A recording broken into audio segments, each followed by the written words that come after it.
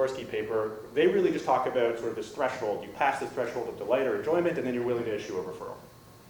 We're taking a logical extension of that idea and saying, okay, not just, this isn't a product purchase context necessarily, right? So it's not just I buy or I don't. Now it's I give money of some amount, and that can be increasing. Okay, so it's sort of a continuous distribution of preference. So the idea here will be, if I am somebody who's given a lot more money to a campaign, maybe that means I am a lot more supportive of this campaign and what it's trying to do. I may be that much more delighted in this campaign and what it's trying to do. So then I will be that much more likely to try and convert other people. I will be more enthusiastic the more money I'm giving, basically is the idea.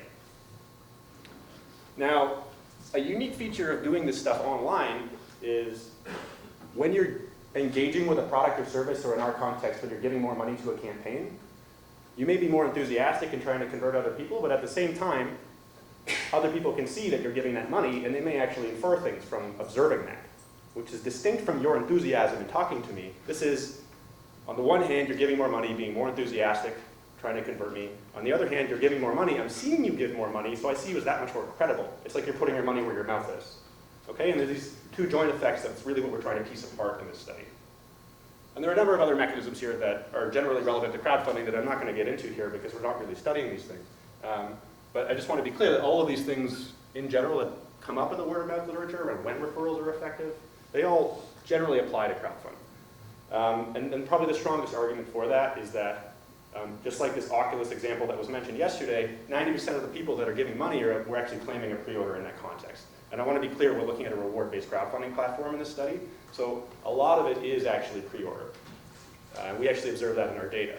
So they're evaluating a product that maybe they're not sure of. So what your friends think actually has a strong influence on whether you're likely to evaluate that product or idea highly and want to give as well. Okay, so there's some parallels with traditional marketing literature.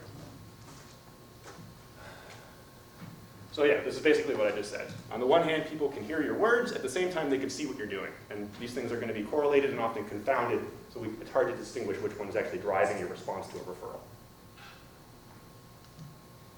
So what are we talking about? So we have data from Indiegogo that spans about a 2-month period at the beginning of 2013. And it is every single session. So anytime anybody arrived at a campaign, we have an observation over a 2-month period. What we're focused on here are those sessions that initiated out of a link that was provided by somebody else. Okay, so this is the referral. And we have actually over 160,000 of those that happen in this 2-month period. We're focused on about 1/4 of those where the referral was not initiated by a campaign organizer. And the reason for that is campaign organizers, it's a little bit different, right? Because when this person's sort of trying to sell their product, that's kind of equivalent to what a campaign organizer is doing when they're trying to attract people to their campaign. That's distinct from sort of the consumer word-of-mouth activity, which is sort of secondary to the organizer. So we're focused just on individuals who maybe give money to the campaign, inviting their friends or acquaintances, and we're excluding the organizers for the moment. Although I will admit up front, it may be interesting to study that aspect as well. That's something we can get to later. So what we're looking at is any given campaign on Indiegogo.